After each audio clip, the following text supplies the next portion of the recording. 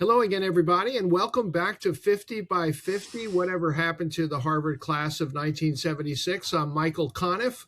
I'll be your host as a class member now and forever, I guess you could say. Just back from our 50th reunion, and I'm couldn't be happier than to welcome Kurt Andersen. Hi, hey, Kurt, great to have you. Thank you so much for doing this. Delighted to be here.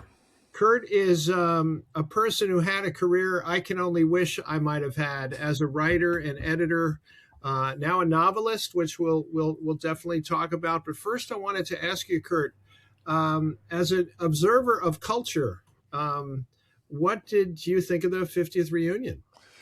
Well, I feel like a treasonous classmate to say this. I didn't attend the reunion. Oh, you didn't? Oh, terrible. No, I'll tell you why. I have a relatively good excuse, which is to say that 6 weeks earlier was the 150th anniversary of the Harvard Lampoon. And having been one of the organizers in 1976 of the centennial of the Harvard Lampoon, I naturally was involved in the planning of this. And I figured that, essentially one giant Cambridge reunion this season was going to do me. And so I participated in pre-reunion panels and things like that, but I didn't actually return to Cambridge. Well, I can see why you made your decision. I have to ask you, who was on the Lampoon when you were there? Who were the stars? Certainly myself not included. Mark O'Donnell, the late Mark O'Donnell, was one of our stars. The people who kind of recruited me were a couple years older, Ian Fraser and Jim Downey.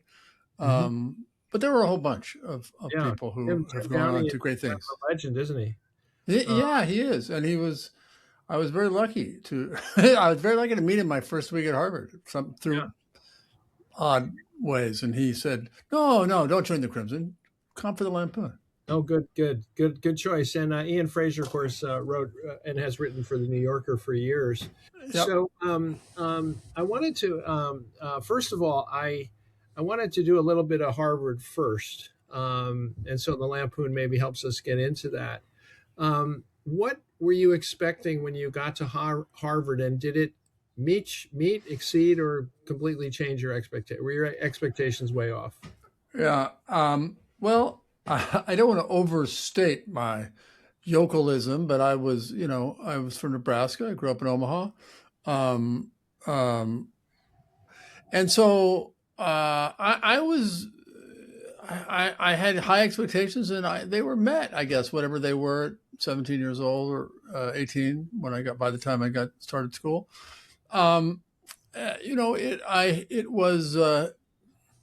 It fit all of my sort of dreamy hopes and expectations. Now, I had the inherent problems of being 18 years old, and so there's that I deal with. But Harvard, qua Harvard, was great, and I would have had a very different Harvard experience had I not comped for the Lampoon and gotten on the first time I did in the fall of my freshman year. So my Harvard experience, I loved my courses and professors and all the rest, but was dominated by the Lampoon.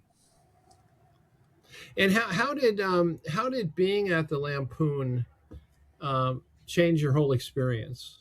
I mean, I don't know. I really, of course, we all love the Lampoon. We're proud of it. I can't say I really know much about how it operated. And I could say I can't tell you, but I'll tell you. It operated, there was every semester, dozens and dozens of people wrote pieces to get on, just like, they do for the Crimson, or, I'm sure other publications as well. And a few of them are selected, and, business people sell ads to get on, and they're selected. And then since I left, naturally, tech people have done the same. So, and then, we put out magazines, in 6 or so print copies, and obviously 50 years ago, only print copies a year, plus special publications, parodies of the Crimson, parodies of Hmm. Harvard Yale game programs, all the rest. And so that's how it works, and it has its, God knows, has its social aspects in terms of, we had basically dinners at the castle every time we put on a new issue, and in between, but it was about, and hanging around and making each other laugh a lot. Really, that's what it was, significantly beyond the media we created and the publications we did. Yeah, I would hope that would be a big part of it.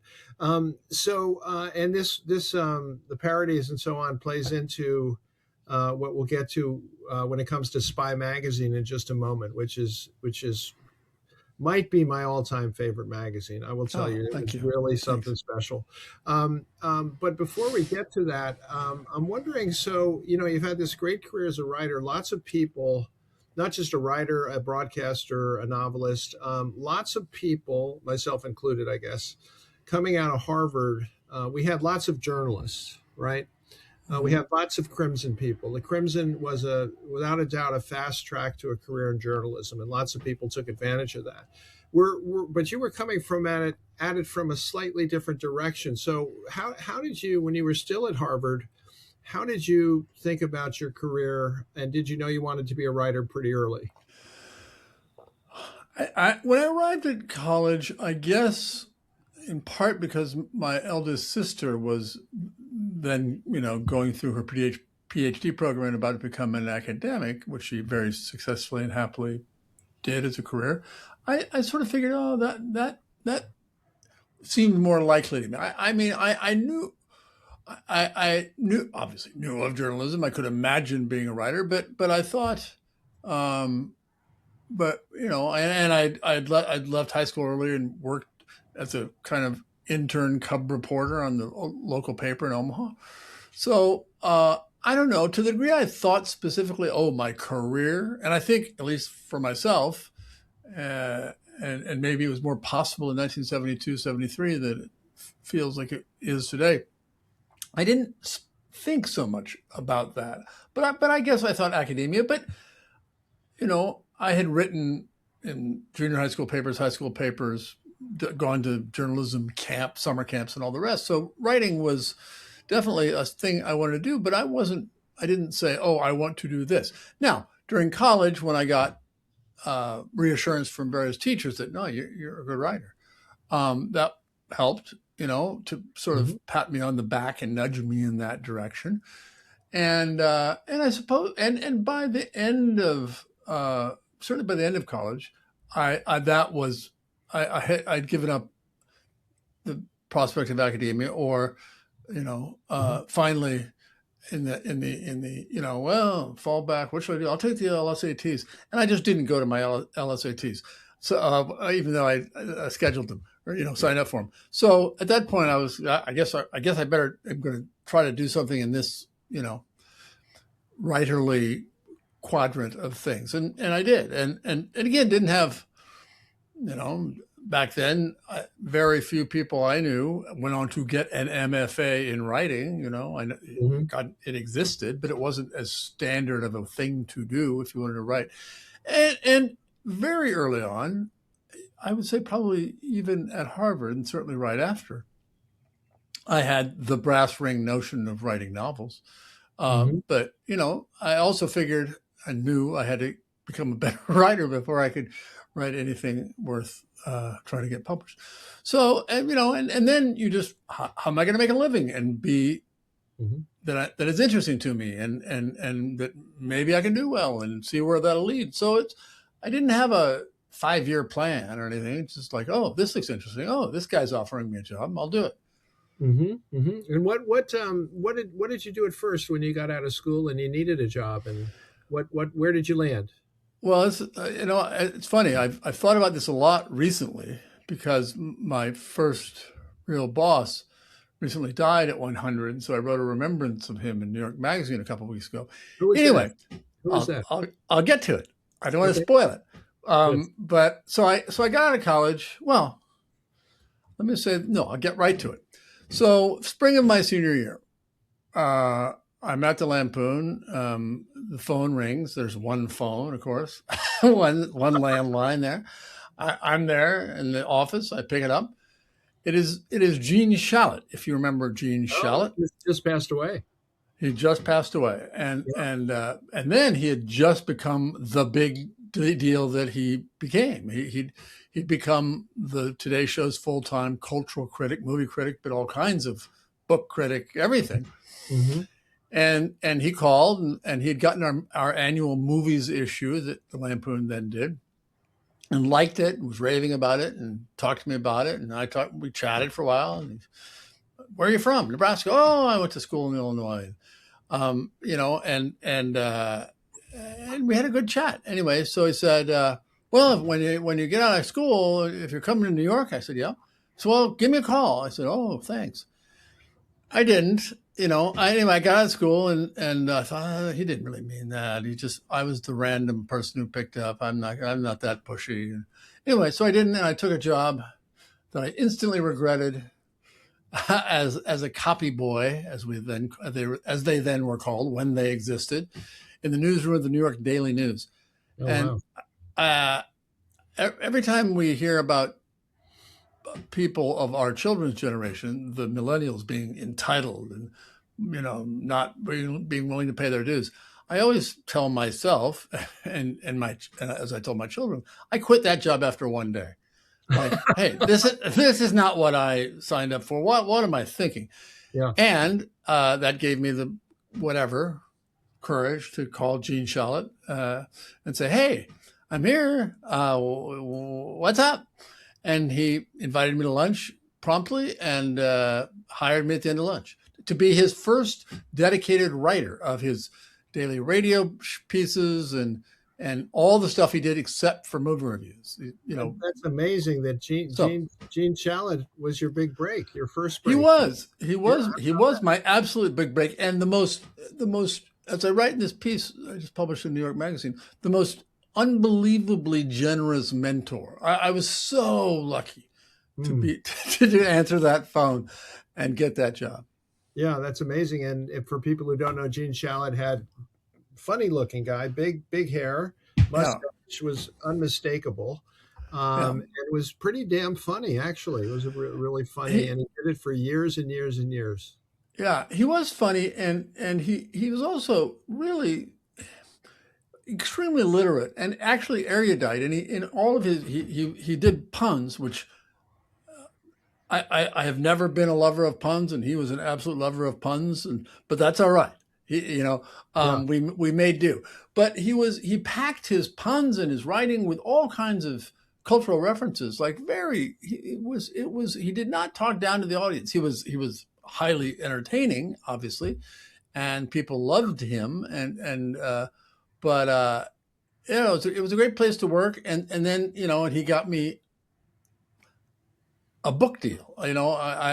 He had an idea for a book of short essays that I was going to ghostwrite for him. And then he said, I wrote some of them. He said, no, this is your book. I said, what? No, it'll be your name on it. So I'm telling you, it was unbelievable generosity. And from there, it was a pretty good launch pad. And take me from there to Spy Magazine, which actually I'm just chomping at the bit to get to. Okay. So. Okay. I got out of that. I left that job. I got this book and used that to leverage myself into a job at Time Magazine as a writer, which was, again, a great moment to work there for a variety of reasons. Those were the days of the expense accounts, right? Oh, don't get me started. Yes, those were the days of the expense accounts. I was famous for that because I was in New York at that time, and I knew Bill Henry. You remember Bill Henry? Oh, what a character! Yes, I do remember Bill Henry. Indeed, right. I do.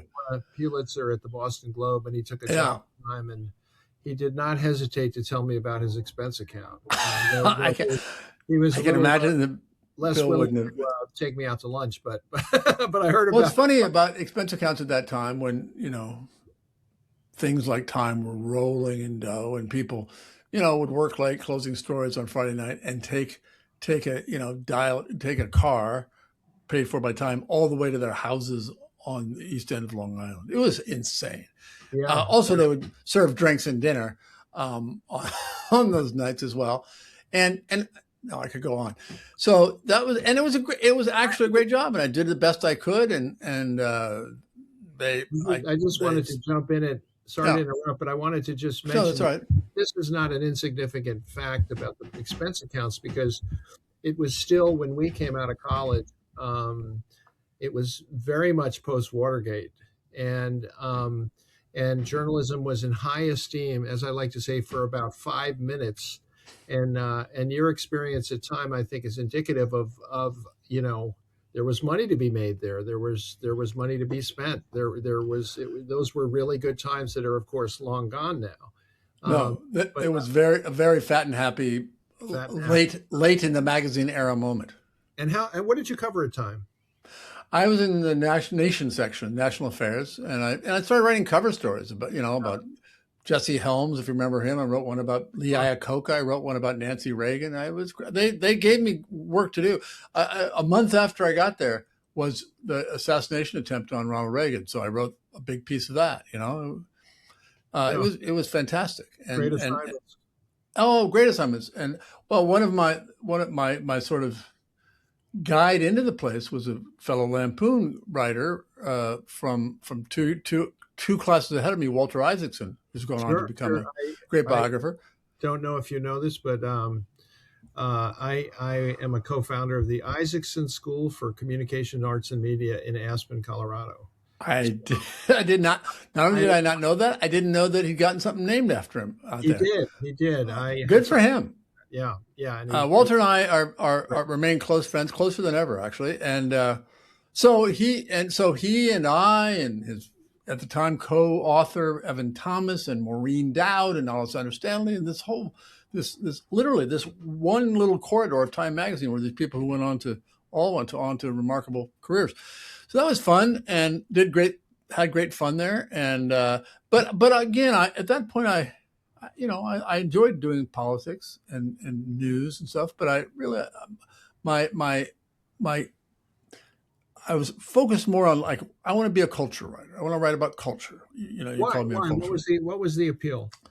Well, I don't know. That was just what I was interested in. By the end of college, the other alternative pathway I thought about, and I took some Viz Stud courses and a lot of fine arts courses, and I thought, oh, maybe I could be an architect.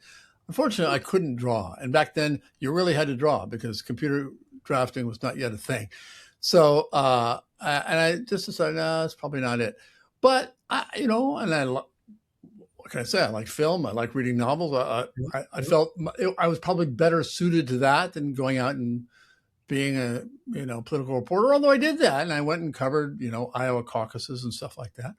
Yeah. But that's why. And again, another older Harvard grad, Frank Rich from class of 71, I think, had quickly gone on to become a film critic there. I thought, oh, okay, that's what I'm going to try for. And anyway, they decided, when I'd been there a few years, they said, oh, we're going to start having a design section, an architecture and design critic. I said, okay, I can fake that.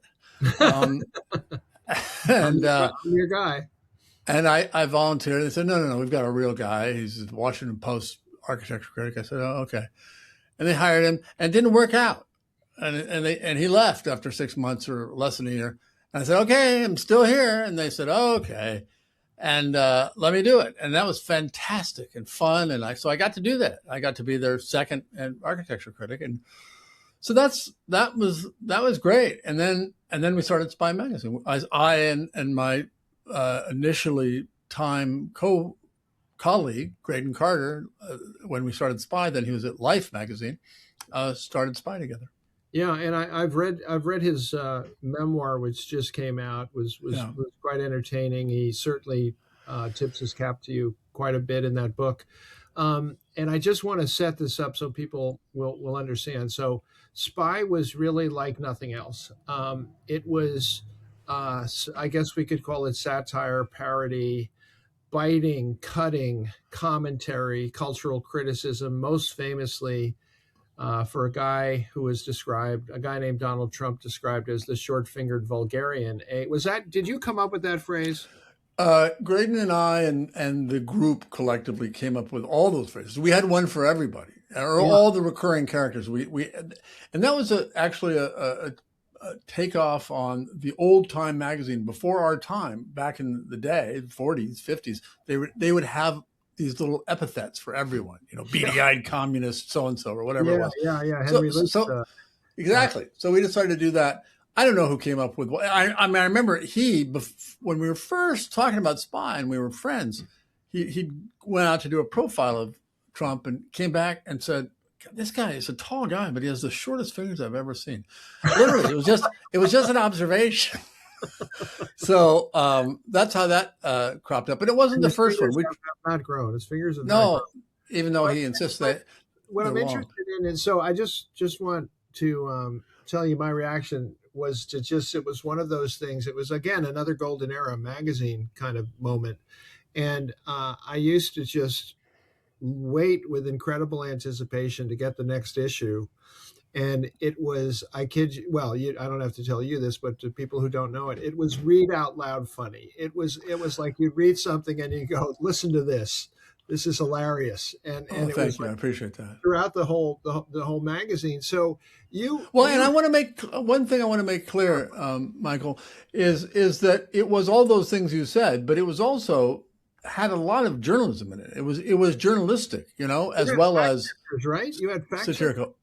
You had Oh, fact. also, yes, we I did was have. We had like a associate full for. time researcher and a couple of freelancers, and no, Yeah, and so it wasn't just jokes. It wasn't yeah, the lampoon. yeah. It wasn't. It was journalism plus satire, and there were the British magazine, which started in the 60s, Private Eye, was one of the predecessors. So there were forerunners, but as you say, not in this country. Not in this country, and really, there's been nothing. Maybe the Onion, is a cousin, but nothing really Right. since. Well, there are things actually on television more than magazines, like The Daily Show, Yeah. John Oliver. Those shows are if I were going to do a family tree, would put those on the family tree with Spy. Oh, that's funny. I never would have thought of that, but I think you're right. I think that those are close fits. And so you had a good run at Spy. Hmm. But it and how long was it in it, and why did it come to an end? Well, so we started in '86. Actually, we're coming up on our 40th anniversary, which we're going to celebrate in style this fall. Great, Um, great. well, what really happened was it was going great guns. We 3 years in, we were breaking even month to month, which is kind of amazing for this standalone little weird magazine. And for better or worse, we turned down the Condé Nast magazine company's offer to buy us. Hubris, I guess. But and then, as you may recall, in 1990, a recession hit the media industry and the magazine industry, and that's when this little independent magazine that didn't have a whole bunch of, didn't have the wherewithal or the capital or the other magazines and all of the stuff necessary to make it through such a thing. That we were quickly we weren't making money, after Yeah, 6 months or 9 months of making money. yeah. So we sold it, and kept working there. Well, Graydon got out pretty quickly and went to run the New York Observer newspaper, and then on to Vanity Fair, and then he was gone. And then our prize deputy, Susan Morrison, Harvard class of '82, Mm. left, and so I was just like, oh God, this is, and it was different. It was, having it be your own thing. We owned it, had no bosses. We had investors, but Mhm. it was really our own deal. And but then having owners, they weren't bad, but it was different. And my pals were gone, and so Yeah. I I left too. It went on for 5 years after that. So it lasted a dozen years, It and was I really, was there for 7, so yeah, it almost. was really special. How soon after that did you go to New York Magazine?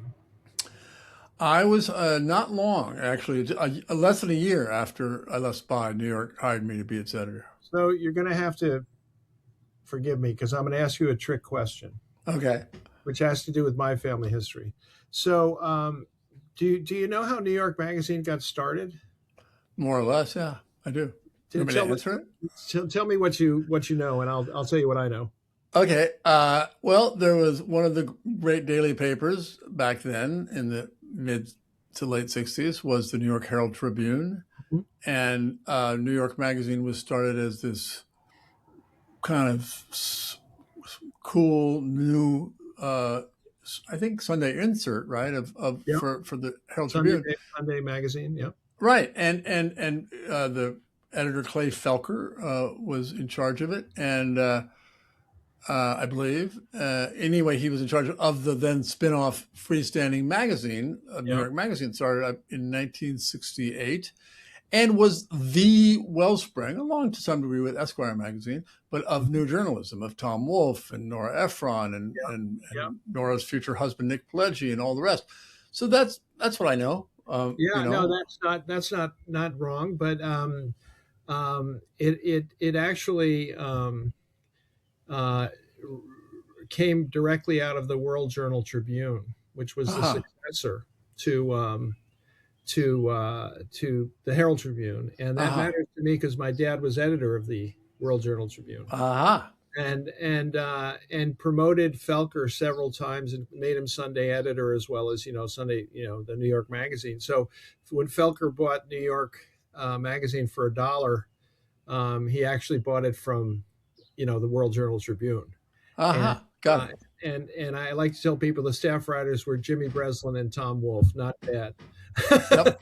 you Yep. know, Pretty, but just a footnote. But New York now. So this is a shift for you. So again, there's I'm not going to use the word snarkiness to describe New York Magazine. I might use it to describe Spy from time to Sure. time. Sure. But what was the difference going to a much more broadly a general interest, much more of a general interest, though focused on New York, and it's still a really good magazine, I think. So what was Well, yeah, I mean, it was, I mean, I'd been at Time, which is, God knows, a really broad magazine, and done a lot of things there. So I had that experience.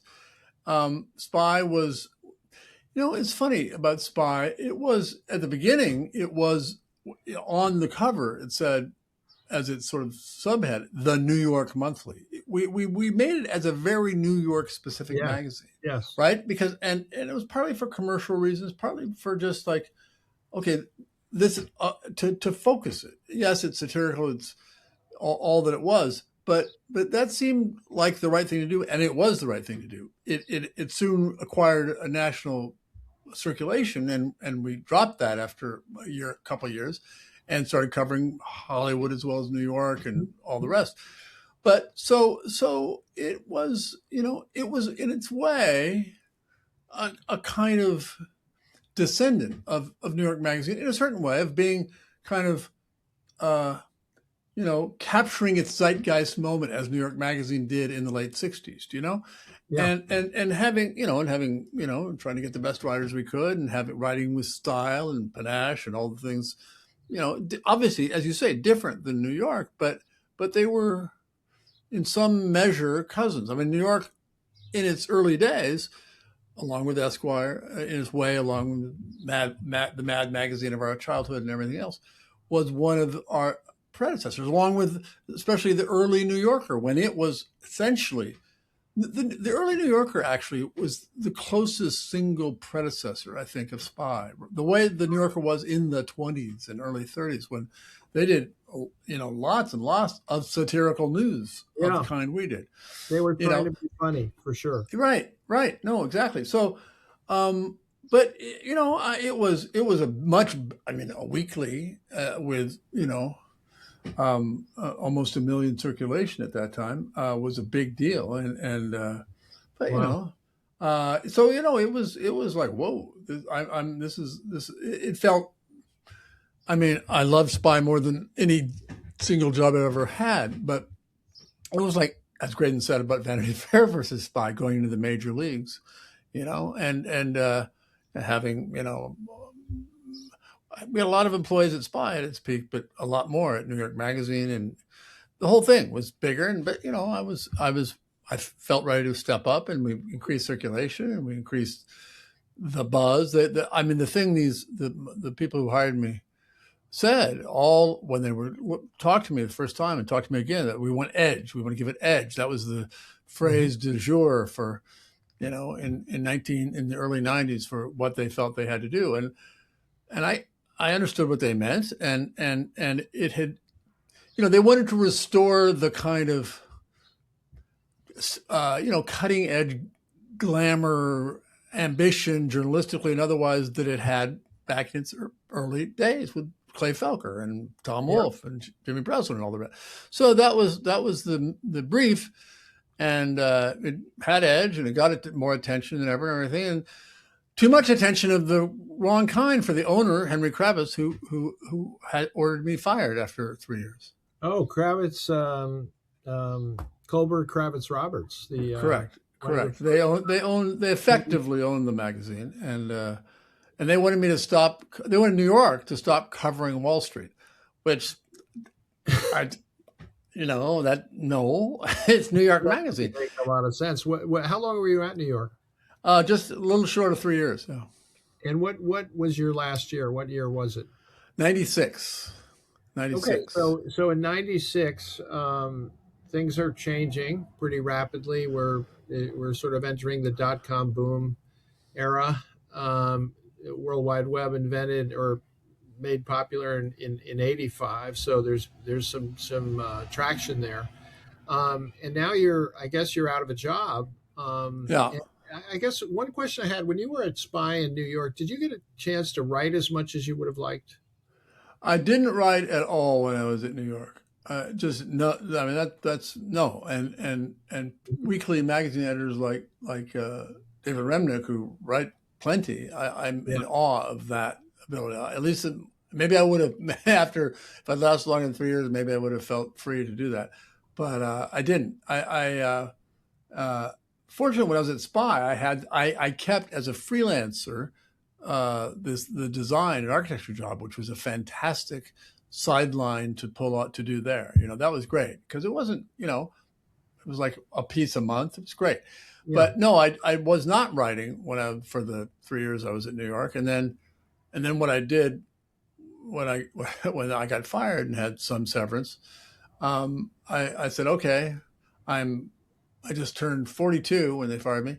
And I said, okay, if I'm ever going to write the novel, I'd started a novel when I was in my 20s and stuff, never tried to publish it. But I said, it's kind of now or never. So I decided to try it and do it. And that's was my next chapter. So you got that done. And I've said it because I'm a novelist. I've said it a number of times. We don't have a lot of novelists in our class, actually. It's true. Do you know? Maybe you can help me identify them. Who do you think of as novelists in our class? I don't know if he was in our class. Was Brad Lighthouser in our class? I don't think so. Maybe he was a year older, I guess. So yeah, he might have been. And he's a poet mainly, but he wrote really good novels as well. You know, I can't. I mean, there are others, no doubt, and I feel badly that I can't say, oh, this person or this person. But it is the Nick Lemons and the other, great journalists one knows about, many of them. Why do you think, not that, previous classes were overrun by novelists or anything, but you're a cultural critic. And I really felt at Harvard that we were being funneled into 3 or 4 professions. So doctor, lawyer. Yeah.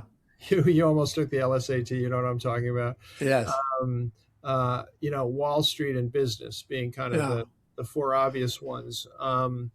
And so to me, it's like that's one of the reasons why we don't have more artists. It's not just novelists. We don't have a ton of artists. Well, and 'twas ever thus, I guess, a bit. But, it's funny. When I wrote this big piece this long essay about the Lampoon, about the castle specifically, but I delved into it all for this book we did for the Lampoon's 150th this spring.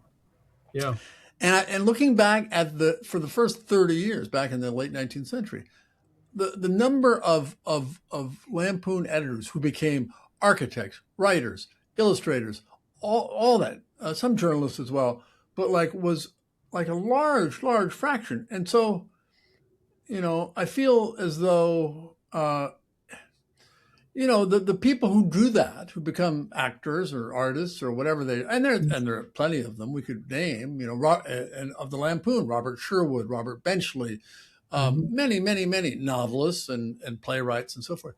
It Yeah. was those people who weren't, for whatever set of reasons, headed for finance, the law. Mm-hmm. Back in the day, I don't think so many physicians. I don't think that was a thing as much. But anyway, we happy few decided to to not take the LSATs or whatever the equivalent was. Yeah. Um, Yeah. and then No. I know some people who were on the Lampoon, several actually, who went to law school, became lawyers, and pretty quickly decided, nah, I'm gonna what I really want to do is write TV comedy, and there were several of them. Yeah, and if you think of not just Mark O'Donnell, but his brother Steve, Yeah, who became Letterman's chief writer. yeah, To me, that I look at that and I say, like, there's a guy who had as big an influence on comedy probably as almost anyone who ever lived. I mean, he no, really did. He kind yeah, of changed the paradigm of comedy. yeah. Um, and I would give that award. I love Steve, and you're quite right. He's done yeah, amazing work. I think Jim Downey, class of '74, gets that award for changing comedy, and it's important to yeah, say, and why then the door was open for Steve, and then a whole generation of people a yeah, few years later who did The Simpsons and everything else. Um, yeah, in no small measure, the Harvard Lampoon's national parodies that did so well in the 60s and then the early 70s, the Time, the Life, the Cosmopolitan, when we were freshmen, and Sports Illustrated later on when we were there, um, that, that had set up literally the National Lampoon, which was started by three Harvard Lampoon graduates of the late 60s, right? mhm, Which in turn was on the family tree of comedy and humor, gave way to Saturday Night Live and suddenly, and The Simpsons and all the rest. And so, when I got on the Lampoon in our freshman year, it was not in any way this pre-professional channel, right? It's like there was mhm. like one guy from 10 years earlier who wrote for the Carol Burnett show or something. It wasn't like, and there were still people that went to the New Yorker, and that was a thing, and you could write humor or whatever there. But TV comedy was not a Harvard Lampoon thing, but it had just during the 60s become about to happen. And then it did with most especially Saturday Night Live. And Jim Downey getting a job on Saturday Night Live right after he got out of college. Yeah, and your contemporaries having a lot to do with fueling that, for decades, right? Literally to the present day. Yeah. Um, so I feel like we definitely do not have enough time here. I have so much I'd like to ask you about, but in and now you've written a bunch of novels. I think 4 or 5. I think the fifth is coming out. Good. Yes, good. This is my fifth novel. Yeah. And what's it Coming called? out in August. It's called The Breakup, and it comes out Okay, in August. everybody, there's your Yeah. shameless plug. Pick up Yep. the breakup. Yep. But you've kept up with the cultural criticism for sure, right? You've written also your nonfiction books. Let me try to characterize them. You take big swings at big subjects, which is not an easy thing to do. Yeah. You have a pretty broad perspective. So I think what I wanted to ask you, because in your novels you go back in history quite a bit, I right? have You Tom. you Yeah. you in some ways are a historical fiction writer as well as a contemporary fiction writer. I am both. Yep. You're both, yeah, and also a cultural critic, which is there aren't that many cultural critics out there that I'm aware of, but certainly not in our class. So as you look back over the last 50 years, we're kind of in a different ball game now, and I know you've written about that quite a bit. Some of it has to do with inequality of income. Some of it has to do with you. I was happy to see you cited Karl Rove's reality-based communities and how they made no sense anymore. I remember when he said that, Kurt. I was like, "Oh boy, this is a turning point right here. We're not going to be dealing Absolutely. with facts anymore." Um, Exactly. but where do we go from here? I guess is a question everyone's asking, because we're in a dark place. Maybe not as dark as 6 months ago, but it's a pretty dark place. Yeah. And where do we go from here? Put on your look into your crystal ball for us. Yeah, well, and yes, cultural criticism is, so I wrote these two big history books. I started with this one big history book, that called Fantasyland, as it turned out. And then I was working. Evil Geniuses was Evil Geniuses was yeah. became its sort of essentially volume 2 of my unified theory of American history and politics and culture and economics. But anyway, so Fantasyland was the one about. I was just curious about what was happening starting early in this century. To your point about Karl Rove and the reality-based community like you, he said to the journalist talking to him, and Stephen Colbert talking about truthiness on television, and religion being different than it was, at least from my perspective, in the Bible Belt of Nebraska from when we were young to what it had become and its politicization, all that. And so I just was trying to figure this out. I mean, not was like, oh, I'm going to write a book. I was just curious. And then I realized, and there was no, I found to the point of academic tracking, right? If you're an academic, you are an historian, or you're a historian of religion, or you're this, you're that. Whereas what I came to realize is what I was interested in was a much broader thing than that, about the culture, about religion, about show business, about all this stuff that in my, foolish, non-advanced degree accredited way decided to write a book about. And so I spent, a few years doing that before Donald Trump ever came along. And then as I was finishing it, Donald Trump runs for president, then gets nominated, and I'm finishing the book, and like it's about to be elected president. And so that spring of 2017, he's elected president, and I was all done. It was like, and I said, okay, wait, hold on, hold the presses and get ready to start the presses, because now this guy has become the poster boy for this odd history I'd done about America's kind of chronic iffiness with facts and science and intellectuals and all the stuff that, to some great degree, our educations at Harvard were about. I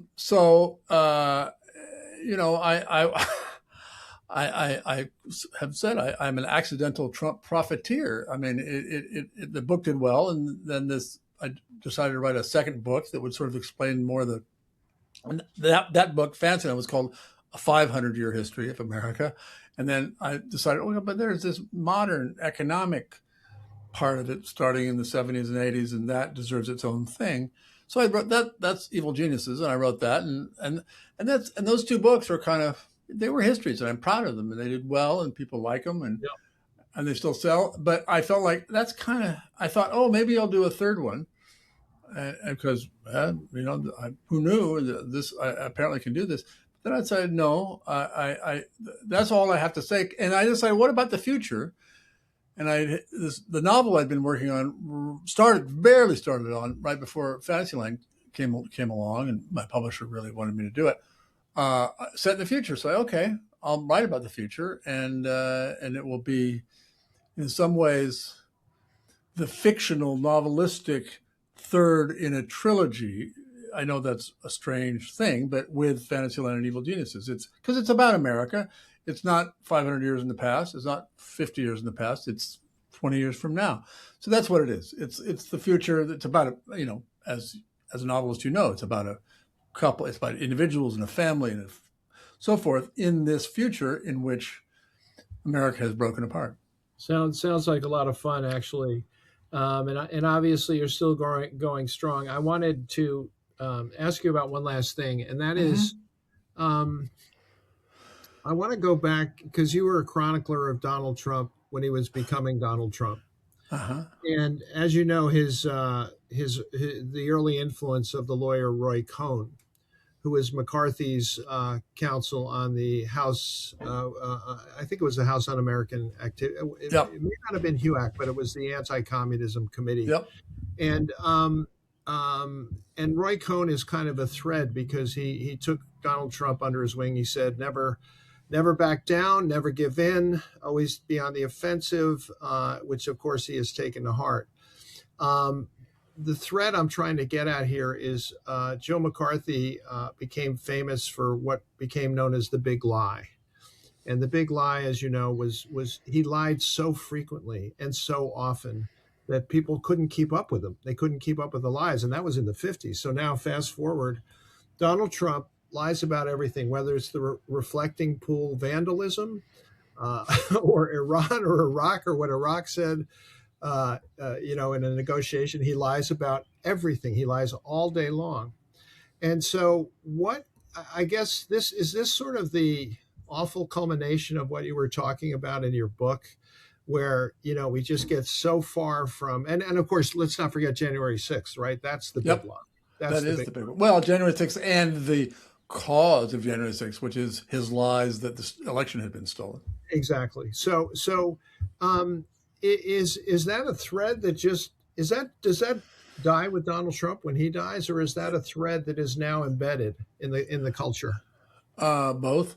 I think it is obviously the big question. I have a great amount of hope in his uniqueness, in his once a century, once in many centuries, sui generis qualities as a leader of this movement that he created. And it is a movement, and he is, for all his ignorance and idiocy in so many ways, he's also a genius. It sounds, what? How can you be both? He is.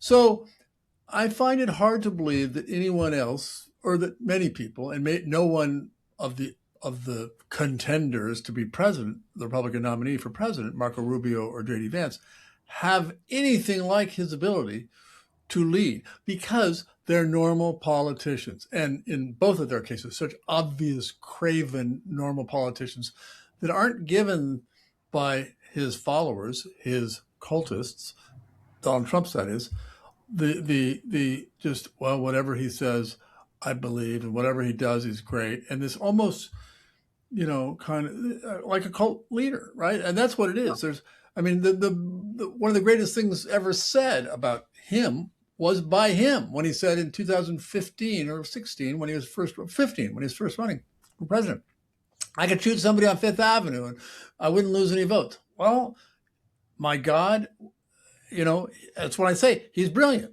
I mean, he understood that. And so I don't think that anybody's in a position to take this incredibly incoherent movement of so many of this movement, this, actual Nazi sympathizers and anti-Semites, as well as old-fashioned, neocon. It's nobody's going to be able to keep it all in the bag together the way he has. And so I'm hopeful about that it will, each of these factions will go their own way and find their own, he has a unique superpower to keep this together. So, but he didn't create this movement. He didn't create this conspiracism. He didn't create this social media madness that has business models based on rage and anger and belief in whatever people want to believe. So that all existed and will continue to exist. And we're not out of the woods. We're out of one dark, awful grove of the woods, perhaps, or will be soon, God willing. But no, it in some forms that we will see, and that famous non-Chinese curse of living in interesting times. We will continue to live in them. Yeah. Well, Kurt Andersen, this has been a total pleasure for me. As admiring you from a distance for a long time, we I appreciate never met before, and I want to pay you a compliment by saying that our class produced a lot of journalists, as you know, but that I think you are really the one who transcended journalism, both as an editor. I mean, that was journalism too, of course, but once you had edited these great magazines, you managed to carve out a role for yourself as a cultural critic, novelist, person of the arts that is certainly unique in our class and probably in the whole in the whole damn culture. So that's no small trick for a guy from Nebraska. So nothing against Nebraska, Yeah. but congratulations to you. We're I personally am delighted you're part of our class and happy to call you a classmate. So thank you for doing this. Really appreciate it. Well, thank you. Now I feel as though I have participated properly in our 50th Yeah, for the yes, 50th people are reunion. going to listen to this and they're going to say, "Oh, that's what Kurt Andersen is doing." So I love that. Thanks so much, and see you at the next reunion. I'll be there. I promise. Thanks. See ya.